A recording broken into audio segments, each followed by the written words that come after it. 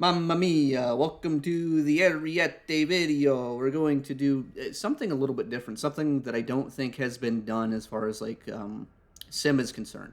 And basically, my main thesis for the video is that the Ariete is one of the most blatant examples of a pay-to-win plane that is within Warthunder. So what is the Ariete for nobody that knows, nobody that understands, nobody that's like a simulation battles player? The Ariete is a side grade to the Sagittario 2 that is at 9.0 in sim. And the big difference between the two planes is the Ariete is very, very slightly heavier, but they added an extra engine to the tail, which basically functions as a kicker motor, and it makes the plane a lot faster.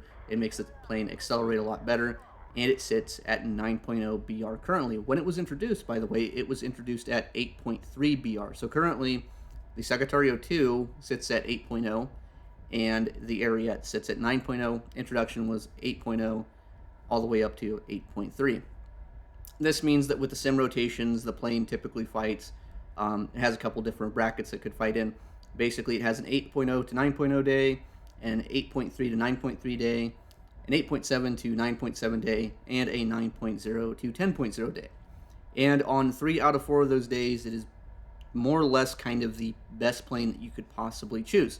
Now, what makes the Ariete arguably pay to win? Well, in the background, we have side by side testing footage acceleration between a couple of different planes that sit at 9.0, and we're going to bump it up to even 9.3. We're going to do like a direct side by side comparison. You guys can see exactly how I do this to kind of formulate this argument. Now, the acceleration and the speed are not the only thing that is important. The other thing the Ariete does is it basically takes all of your early Korean War planes and does the same mission, does the same tactics, but does them better, does them more effectively. The Ariete is one of the best, if not the best turning plane in the game as far as conventional jets go. Yes, there are planes like the Me 163, the rocket planes that are just kind of like UFOs that will outturn this thing. But aside from that, when you're fighting other similar jets, this plane is going to hold your hand in the biggest way possible. And what this means for a lot of people is they go out, they buy the Ariete, and 8090 days, they just go out and SEAL Club with it. You will find people that you play against. If you go through the matchmaker and you look at your 8090 days, even your 9.3 down to 8.3 days, you're going to see Italian flags. You right click on the name, you're like, oh, this guy's 6, 7, 8 to 1 in the Ariete. And usually the guys that play the Ariete also play whatever else is the most broken thing for the day for the battle rating. Like there's a guy that I play against who is practically guaranteed to be in the Ariete on days where it is 8.0 to 9.0. And then on days where the brackets shift to 6.0 to 7.0, it is a guarantee that he will be in the SU-11. And this kind of player is not the norm, but it's also not very uncommon for brackets like this. What this means for the average player is that breaking into these Korean War era jets, these gunfighting jets, is actually fairly daunting. It means that even on the best of days, when something like the MiG-17 or the F-86 F2 should shine and I can go out and have a good game in them, it always comes with the caveat for the average player that you can have good games as long as you're not playing against Arietes. What makes the Ariete so good for its battle rating, so good for even 9.3 and even 9.7, is not that it's a jack of all trades where it does almost everything as good as the best thing in the bracket, or where it's like a very specialized plane where it's very good at one role, like where it's very good at just turn fighting, but it's slow and accelerates slow. No, the plane is good at basically everything, and it's not just good at everything, it is quite literally the best at everything. Like I am doing a side by side comparison here between the common 9.0, so your G91, your F86 F2, and your MiG 17 compared to the Ariete. All of these planes are at the same battle rating. They are all going to face this plane every day of the week that they can fly. I'm also comparing it to the Shenyang F5, which is a afterburning MiG 17 that sits at 9.3, and I am comparing it to the CL-13 Mark 6, which is also a 9.3 plane and is widely regarded as the best F-86 Sabre variant that is in the game. And once we get through the end of the clips, we get through the end, I'm going to show you guys a chart. And I'm going to explain what is going on in the chart. Because the common refrain for dealing with the Ariete is basically, it's a turn fighter, just don't turn fight it. Well, it's a turn fighter that's also faster than most of the things that it faces that are not like the F-11 is faster. That is an event plane that you had to grind for like 3 years ago, or you have to go buy it. That is not a compelling answer. So anyways, let's get to the performance chart just real quick.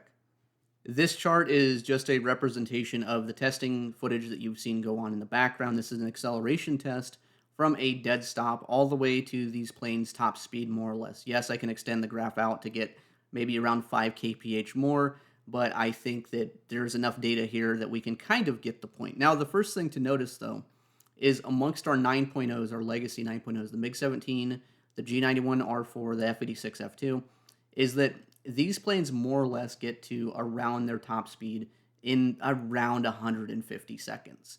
The acceleration of these planes is different, it is nuanced, but it is overall very comparable. The F-86 F2 is kind of an outlier in this circumstances because its low-end acceleration is not very good. It is the orange line at the bottom of the graph, but you can see that it does eventually cross over with the G91 and kind of equals the MiG-17 at high speeds. The low drag of the airframe eventually allows kind of an anemic engine to push it along faster. And even amongst the game, the F-86 F2, even though it's probably the worst of the dogfighting capabilities of these planes, also remains very good because it's very suited to remaining at high speed and being like viable at attacking at high speed. Like the MiG-17 does outspeed it, and the MiG-17 is better in a dogfight, but when it comes to attacking at high speeds, the gun position of the MiG-17 and the cockpit visibility are something that tends to hold it back. The MiG-17 is a very technical plane to learn how to like fly to its utmost in sim, and even in RB and other game modes as well. But we're going to leave that at that. But you can see right here that these planes are more or less evenly matched in terms of speed and acceleration. Then we move on to our 9.3s, the Shenyang F5, which is a MiG-17 with an afterburner, and the CL-13 Mark VI, which is the best F-86 Sabre that is in the game. The F-86 F-40, all of the other Sabres will perform worse than the CL-13 Mark VI. You can see that both of these planes are pretty much like substantially better in terms of acceleration. They are kind of at least one order of magnitude removed from the other 9.0s. And then the furthest to the left, though, is the Ariete. The Ariete out-accelerates everything by a wide margin. It gets to its top speed in basically 70 to 80 seconds compared to up to 2.5 minutes, whatever I said that it was in my previous statement, which means that really your only defensive option against a plane like this, the common thread is that people say don't turn fight it or get it slow. Really, your only defensive option in any of these planes is to turn fight it. And because of the plane's speed and acceleration, it can dictate the fight. So it means that you have to start at a defensive position, reverse it into an offensive position, and hope to hit it. The only other alternative to fighting the Ariete, especially in these BR ranges, is to play one of those planes that is actually faster. And really the only things that can remain faster than it are event planes like the F-11, which you had to grind for 3 years ago. Maybe you can do something with the Javelin if you never go slow speed.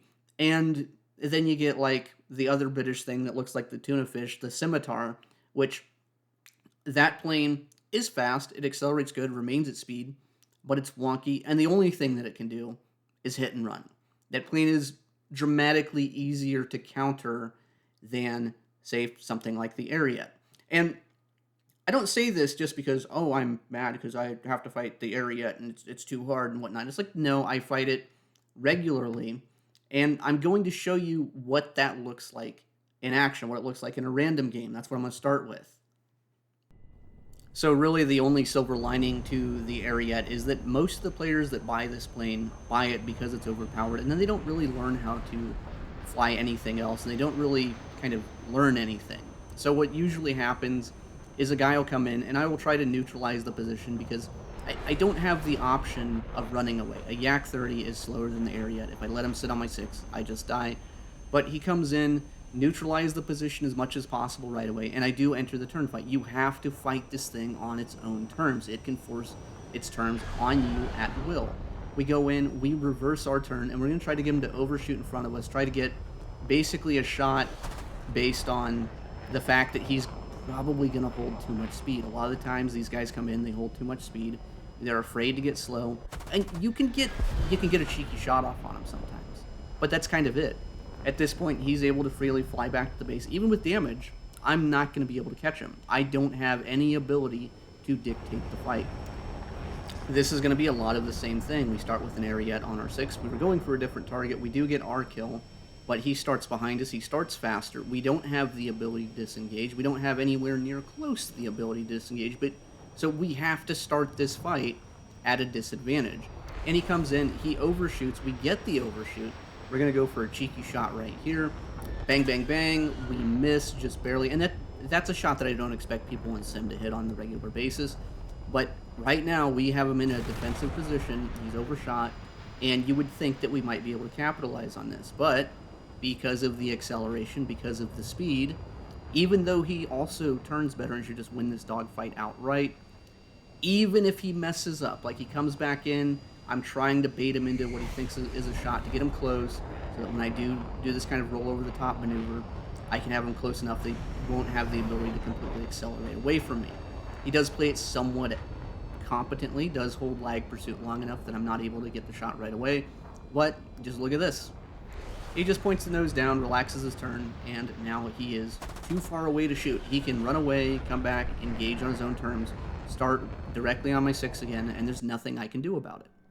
Now, you might look at these clips and conclude that the Yak 30 is a better turn fighter than the Ariete. That the Ariete, even though it has the speed, does not quite have the turning capability to win a pure 1 versus 1 dogfight.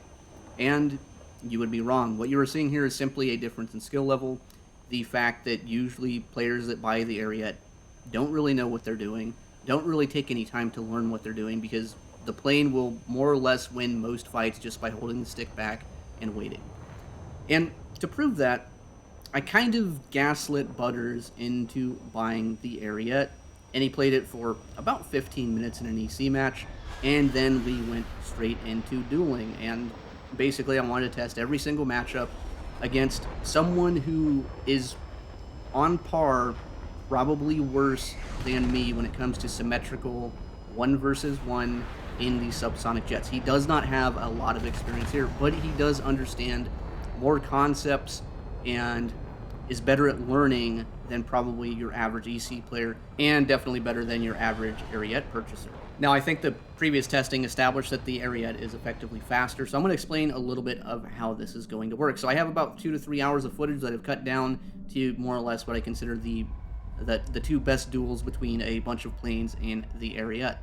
I tested the MiG-17, MiG-15, Yak-23, LA-15. I also did the Yak-23 as well, but that plane is not spaded, so that's not going to be included in this because I think that one might be able to cook, so I want to spade it before coming back to it. I even tested ME-163 and basically a whole bunch of stuff. And if you really want to save yourself a lot of time and not have to watch this video, the Ariete wins pretty much against every single one of these planes except for the ME-163, which shouldn't be surprising. The ME-163 is one of the meme rocket planes, which the Ariete can easily outrun it.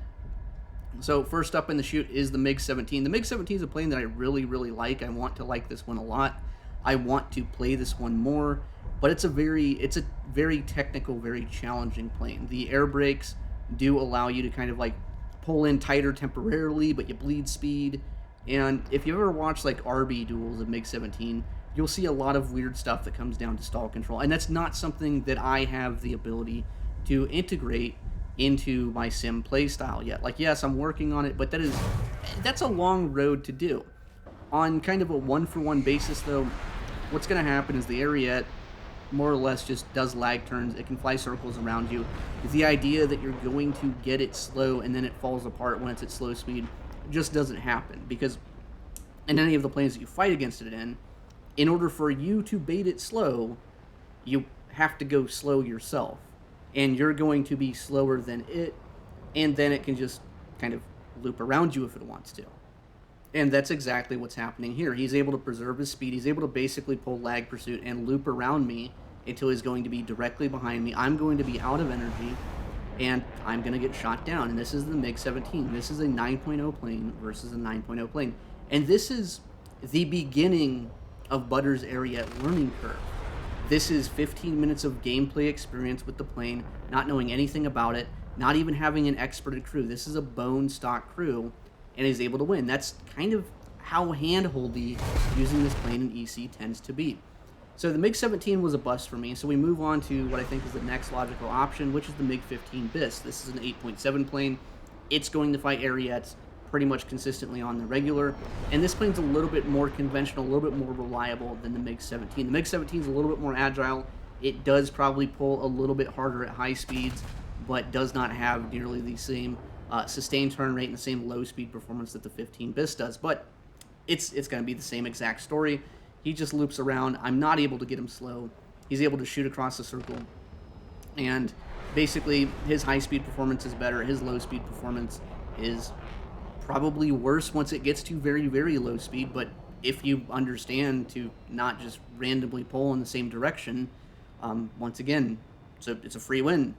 There is no contest. There's nothing really super duper creative to do. Really, the only thing you might hope to do is go slower in the merge, get directly behind him, and try to like balance that like speed where you go just barely slower than him, so that he's like gonna go up and then goes into your guns.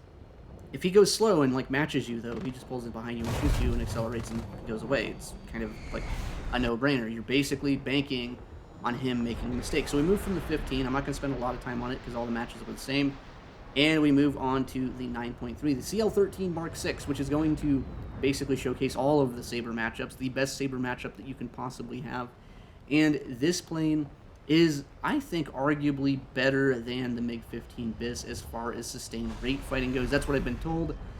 Maybe it's different. I know that it's better than the 17. It's better in like a really boring way where it beats the 17 by just kind of lag turning behind it, and then the 17 copes. 15 might be on par with it, might be very similar, but we're just going to have a very prolonged protracted rate fight. I try to go up a little bit more so that I have more energy to work with, so that maybe I can pull down. Maybe he tries to go a little bit too aggressive, and I can use kind of the retained speed to eventually swing around behind him. But that's not going to be the case. There's not really any circumstances. There's no creative strategy that you can use where the Ariete just doesn't simply win. As we see, we're basically a minute or so into the duel, and he's just gaining position. I'm trying to pull lead. I'm trying to like when I go down, I'll try to like pull lead so that maybe some of his retained speed will force him out in front of me. And it does work to an extent. I do gain some position here. I gain a little bit of it back. If you wanted to look at it like from like concentric circles, I'd be kind of like almost getting ready to pass him on the NASCAR track. But once again, we're going to lose position. He extends out just a little bit, gains his speed back, or just maintains his speed, honestly. And at this point, even in the flat turn, I'm basically cooked. I'm not trying to max pull. I'm trying to maintain like the quote-unquote on-paper optimal rate speed, trying to preserve some of it so that when he does pull in, maybe I can go vertical, force an overshoot, do something where basically at that point when you're doing that, though, you're just gambling that they're just not going to hit the guns, which the Ariete has good guns. It's not like the 17 where it has wonky, hard-to-aim guns. No, it has 30mm guns that have a higher velocity than the 20mm guns on the F2 Sabre, and they have better energy retention, so they go further. They're basically rail cannons. That's really all there is to it. The cockpit visibility in the Ariete is very good. You have good situational awareness as well. So I go up here, I'm trying to add a little bit of verticality to it, and as he gains energy, as he comes around, he finally just decides to eventually go for the shot. And that's really all there is to it. If you play the Ariete in like a cautious way, if you just realize, oh, I can just keep looping, there's really nothing that anything else in the game is going to be doing to you. And this is the most intuitive way that people play to begin with. The Ariete also has the ability to go aggressive. It has the ability to get slow because it can get fast again very quickly. But he's not playing that way. He's playing more cautiously. He's in the first steps of the learning curve. This is basically the worst that Butters is ever going to get in the Ariete. Maybe I can go on a training arc with CL13 Mark 6 and cook up some like 0 speed, full landing flaps, pull once, hit the shot at like 1.5 kilometers, and then flat spin the plane into the optimal one circle position. That's not going to happen. That is a fantasy. The next 9.0 that is in the lineup is going to be the Venom, the FB4. This is a plane that I really like. This is a plane that is renowned for being a turn fighter. It is not nearly as fast as some of the other stuff that it faces. It could realistically probably go down to 8.7 because it is kind of slow. It kind of tops out at around that 1000 kph range, which means that things like the Saber, things like the Ariete for sure can just outrun it. And it means that, generally speaking, this is a plane that's a turn fighter that you can genuinely decide to not turn fight it in a lot of its peers. Now, my thinking behind using this is not necessarily that the turn rate is a lot better than the Ariete, but rather that it's going to be able to do more with less speed. The fact that it is going to go slow while the Ariete goes fast means that maybe, just maybe, you get some sense of attacks. And right there, I had maybe a shot, but with the flaps out, I can't get the nose down and I can't get the shot there.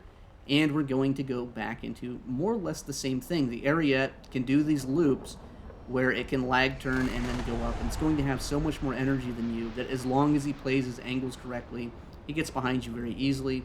He's going to be able to shoot at you, and there really isn't a lot that you can do besides just prolong the fight. And that's kind of what I'm doing here, is I'm trying to prolong it. I'm trying to bait for him to decide that he can pull in and then underestimate how much speed that I have and overestimate how much angle he can pull to actually get the shot where he would more or less make a bad attack and then shoot out in front of my guns, giving me a chance to possibly shoot at him. But he's not doing that. He understands that he can just loop around, go behind. That's all he has to do. That is how simplistic this plane can be reduced to. There is not really anything at the battle rating ranges that it fights at that really competes with it on even terms, and it forces those terms upon you. The Venom, the FB4, if I'm playing this in an EDC match, I can't run away from him. I can't do anything. I have to fight this fight. I have to take this fight, and I usually have to take this fight at a disadvantage, and just like the clips with the Yak 30, if I somehow get behind him, he just noses down, waits 4 or 5 seconds, and he is more or less untouchable from me in a way that, like, I can't compete with it. So then I have to reset the fight, and he comes back in, and the cycle starts over. And when we did the Venom versus Ariete fights, they did last a good bit longer than the MiG-15 and the MiG-17 fights and the F-86 fights. And I don't think that this is because the Venom is much better. I think it's just because the turn circle that it makes is smaller, and it makes it harder for the Ariete to kind of estimate where he can pull in and how decisive he can be, which means that the way that Butters is playing this is a lot more cautious. He's not playing to get slow. He's not playing exactly for angle. He doesn't want to initiate an attack and counter-attack cycle. Basically, the way that he's playing is he's going to do circles around me, keep looping behind me, and trying to set up for a very easy, very basic shot. I'm trying to use the fact that my turn circle is small, and I'm trying to use some verticality to this so that eventually I can start pulling lead, get him in front of me, and force him into a position that makes him uncomfortable. But the longer this goes on, the more position he builds, the more that he begins to understand the plane, the worse off I am going to be. So right here, I pull in front of him, down underneath, and this is where I'm trying to use the proximity to the ground to kind of force him to a little bit of the outside. I want to be a little bit cautious when it comes to it, and we finally start to get the scissors here, and he starts to overshoot. We go for a counterattack, and this is what I was talking about, like baiting for an attack to eventually get one yourself. He makes a bad one, but he recovers from it. He basically pulls out of the guns. He has plenty of space to not be in front of me, but he is going fast. I'm going to pull down underneath, pull lead, and try to get behind him again. But this is costing me energy. Energy is finite. I don't have an infinite amount of it, and I don't have the engine power that he has. And I have good position here. This is a shot. This is like the one time in the Venom that I can win. I need to hit that, and if I don't hit that, he's able to go up. I'm able to kind of stall the plane out, but at this point, I am going at no speed, and he is going at all of the speed. He has the power to wait.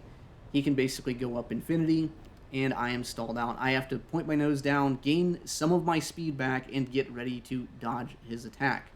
This is basically as free as it can be. We have started again. I am starting with a guy directly on my 6. He misses, and he's got all of the experience that he has in this plane is literally like just more or less these dueling sessions in about 15 minutes ahead of time. He misses the shot, he compresses, and I'm going to try to go set up for a counterattack. And he drops his air brake, he realizes he has good position, and I think he's just going to pull in right here. Like, the Ariete, even at low speed, even at medium speed, is not particularly bad. He goes up, he gets the counterattack, I die, and that's it. That's as close as the Venom was able to get. The only plane that we found so far that was consistent, which shouldn't be surprising, is the ME-163. The ME-163 is a little tiny rat rocket plane with the thrust-to-weight ratio of the sun, and really, if you ran into this thing in EC, you see it, you run away. It can't go above 950. Its acceleration is really, really good in the low end. Its high end isn't particularly great, and once you can just run it out of fuel.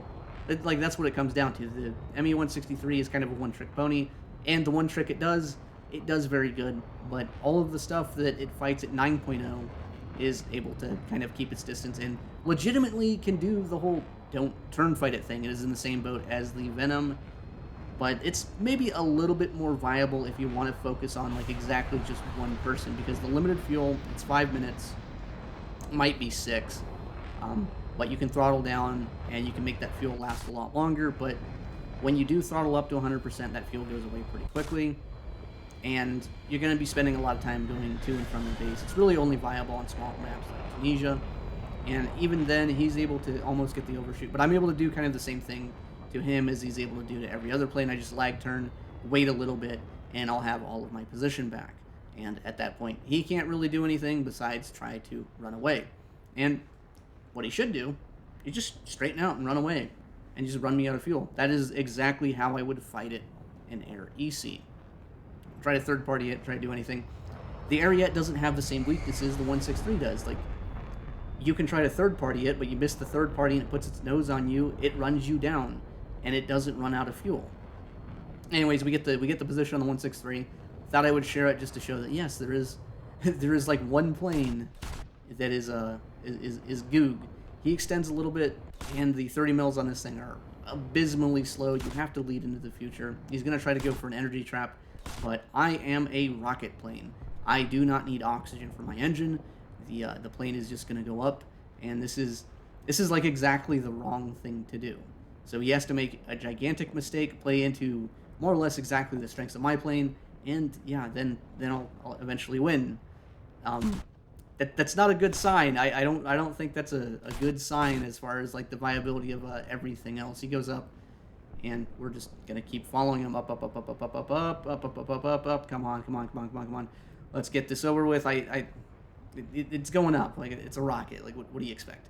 If this fight was against any of the other subsonic planes with regular jet engines, they wouldn't be able to go up this high. This would not happen. The ME-163 would have already won pretty much a very much long time ago. He goes up, he finally stalls. We're a rocket, we go up, we shoot his wing off, and that's that one. The ME-163, really good for focusing exactly one player as long as they turn fight you and don't realize they can just run away at 9.0. At 8.0, it's a little bit different. And our grand finale is going to be the LA-15. Now, the LA-15 is a very strong 8.0 plane. I think it is reasonable to take this thing up to 9.0. I have no issues taking it up to 9.0. And you can also substitute the LA-15 with the Yak-30. Both of these planes are very good for their BRs, and they're very respectable up to 9.0. But it's still going to be more or less the same dynamic. The Ariete is able to very safely, very easily outrate you. It enjoys an even bigger advantage in acceleration and speed. compared to the other 9.0s. And as long as he plays it like more or less correctly, and correctly in this context is like not really hard to master. You just kind of do loops and leg turns and not fly in front of his nose. The only part where the Ariete has to be a little bit cautious is in like in initiations of like a scissors fight into like attack counterattack stuff, because it does have like a lot of engine power, and in those circumstances it can work against it where it forces itself out in front of your guns. As long as you're aware of that, as long as you're aware that you can throttle down, pop your air brakes, do like normal stuff, it's kind of more or less unbeatable. It's unbeatable in just kind of like the most intuitive way to play, which is to just do loops, angle the cockpit towards the tail, and wait for the guy to be in front of you, and then you will more or less automatically win. And that's why people buy it. That's why this plane is pay to win. You are faster than everything, you accelerate better, and you turn better. You have all of the tools in the toolbox you need to win, and the only way that you lose is purely based on your own mistakes. So we do this again. I try to initiate his scissors early on. I have a gun timer on, so he can't shoot here. If he shoots there, I die. So we are kind of taking advantage of some of the gameisms here, but he is shooting out in front of us.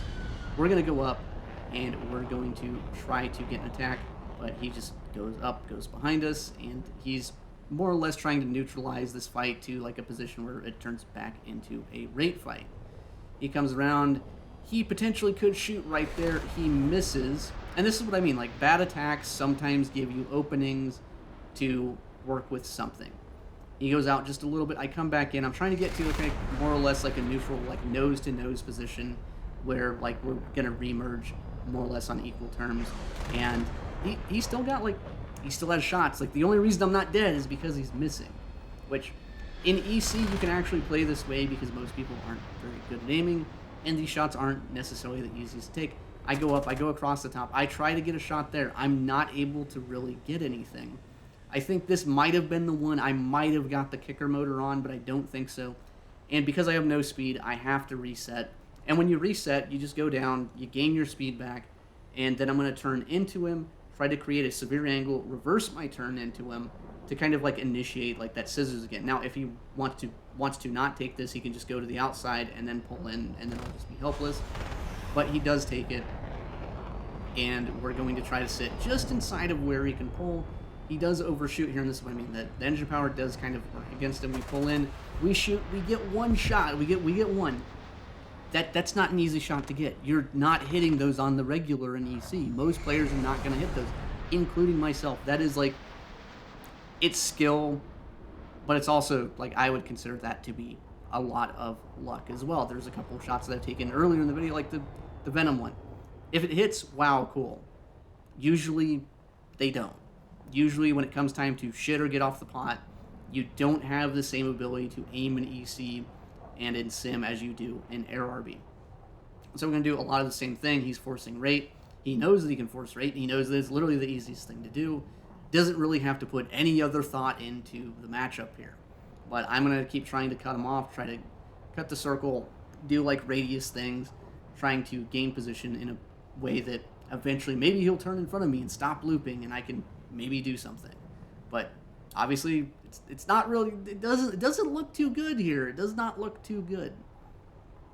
He just maintains speed, just flies circles around you, and there's no plane that I can think of in the game that is as hand-holding as the Ariete. The only thing that comes to mind is the very first iteration of the Gripen, the one that you just held the stick back, you didn't lose energy, you lag turn, and you're just automatically behind the guy, and he's stalled out. That's the only plane I can think of that is as hand-holdy as the Ariete. And that plane doesn't exist anymore because we've gone through 3 different iterations of the Gripen flight model that right now, yes, it's probably still one of the strongest top tiers in the dogfight, but it's not insurmountable anymore. It is not literally lag turn, angle cockpit towards back, and win automatically.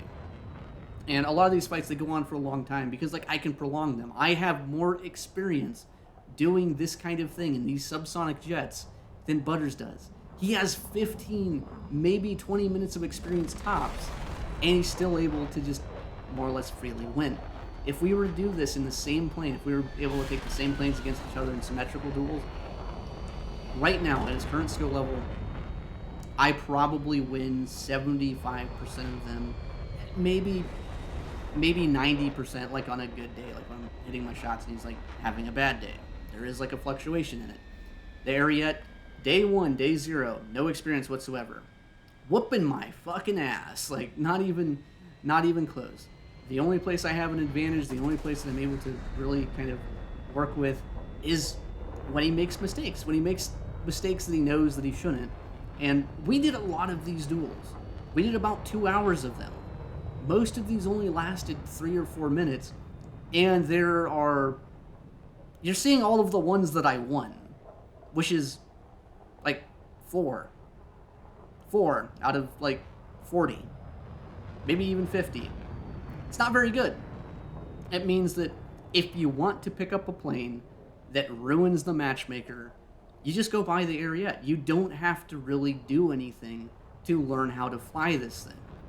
And that is exactly what most people that buy this thing do. They play it on 9.3 days, they play it on 9.0 days, and then they put it away for 9.7, they put it away for 10.0, because at 9.7 and 10.0, there are some things that can compete with this, or at least things that can reliably not be forced into dogfighting it. Usually when those days roll around, those guys switch back to their SU-11s, they switch back to their old J35As, or whatever is the most overpowered thing at the bracket that also holds their hand. And because the learning curve for most of these players amounts to Mickey Mouse matchmaking handholder simulator, you can still beat them. And if you beat them a couple of times, they will usually leave your match, because the type of player that this plane appeals to is the type of player that never ever wants to be challenged. This is the type of player that wants to look at the scorecard and whose entire validation is based on a big number on a scorecard. And that really is the final silver lining to dealing with the Ariete.